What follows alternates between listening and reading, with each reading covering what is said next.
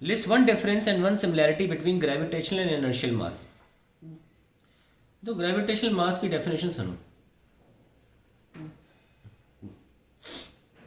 It is the mass which is measured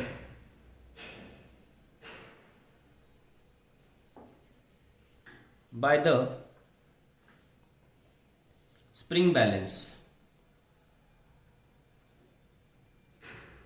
मतलब मैं ऐसे कहूँगा कि अगर हमें वेट को एक्सप्लेन करना हो, the weight with which the earth pools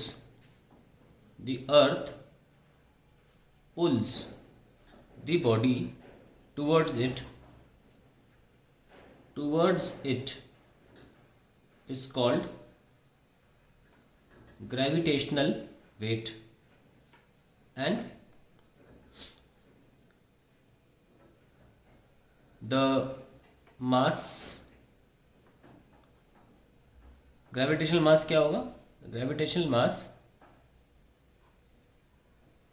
is mass gravitational is that pull Fg divided by g, small g, ठीक है, जो कि एक्सेलरेशन ड्यू टू ग्रेविटी होता है, तब ग्रेविटेशनल मास आ जाएगा। अर्थ का पुल जो है, तो अर्थ के पुल पे डिफाइंड है gravitational mass. On the other hand जो हमारा इनर्शियल मास है वो कैसे डिफाइंड है, यानी कि न्यूटन्स के ग्रेविटेशन लॉ के हिसाब से हमारा ग्रेविटेशनल मास डिफाइंड है।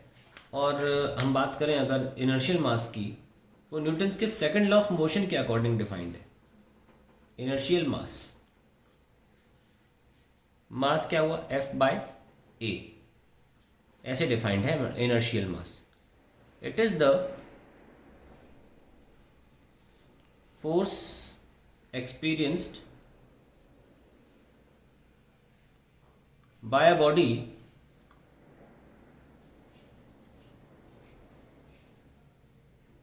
such that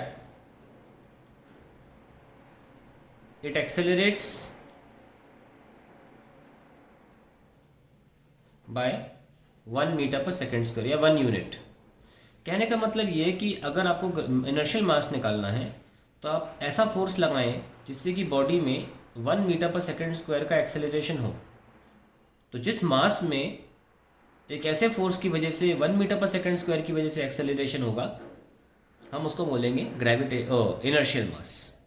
तो ये न्यूटन सेकंड लॉ के बेसिस पर आधारित है, Newton's second law of motion.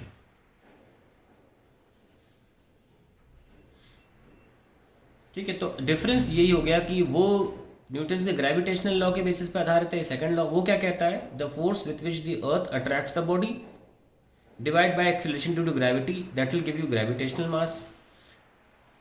The force experienced to such that the body get accelerates by 1 meter per second square, then that mass is called inertial mass। ये आधारित है Newton के second law. अब similarity क्या है? The two masses are equal, ये similarity, दोनों same ही आते हैं। इनर्शियल मास और ग्रेविटेशनल मास सेम आते हैं, हालांकि दो कॉम्प्लीटली डिफरेंट कॉन्सेप्ट्स हैं, ये बात ध्यान रखिएगा।